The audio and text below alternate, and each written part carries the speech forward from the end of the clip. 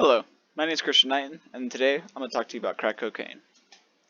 Crack first started to be made in the 1970s when drug dealers had an overabundance of powder cocaine than they could sell.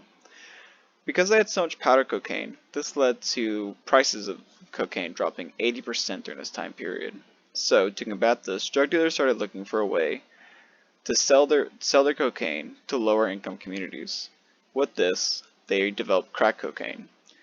Because they had so much powder cocaine, they were able to flood inner city and low income areas with huge amounts of crack cocaine, leading to the US epidemic during 1984 and 1990.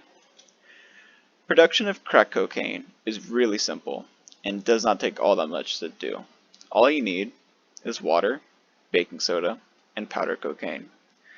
By boiling all three of these ingredients together, it crystallizes the powder cocaine into a rock-like structure.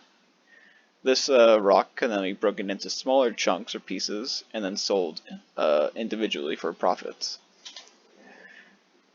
On the street, crack can also be known as other names such as coca, coke, crank, flake, rock, snow, or sodacot, and many more that I don't have listed on this slide.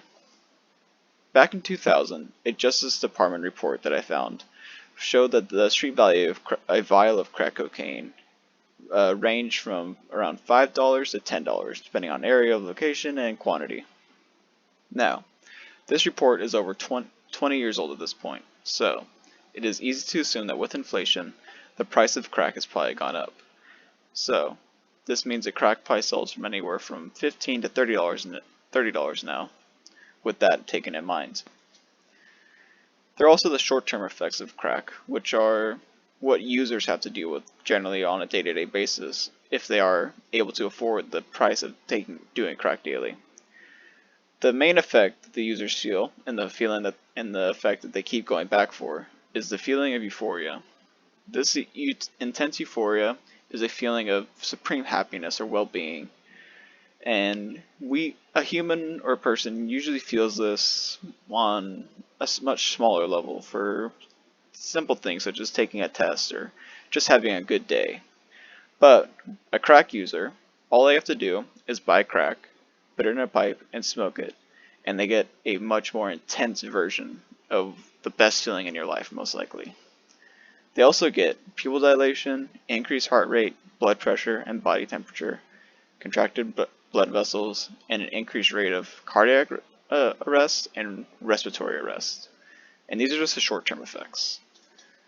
The long-term effects include severe chest pains, permanent liver, lung, and kidney damage, as your body tries to expel all the harmful toxins that you're inhaling while smoking crack, and it also leads to long-term addiction for generally mostly everyone who experiences crack.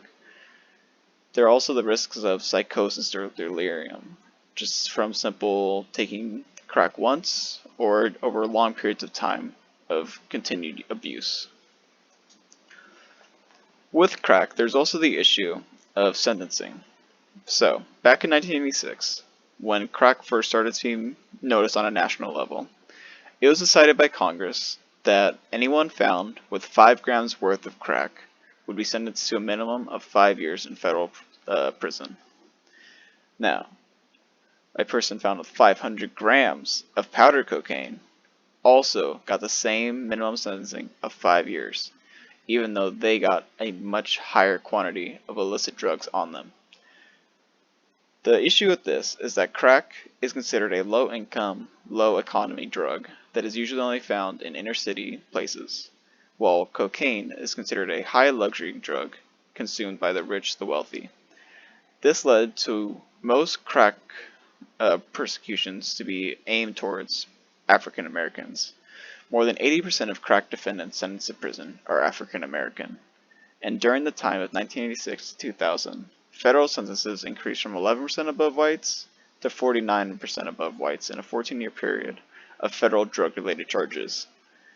Crack cocaine not only destroyed communities and lives, it is also a reflection of improper justice handed out by our country to affect an impoverished minority. Thank you for listening. Here are my references.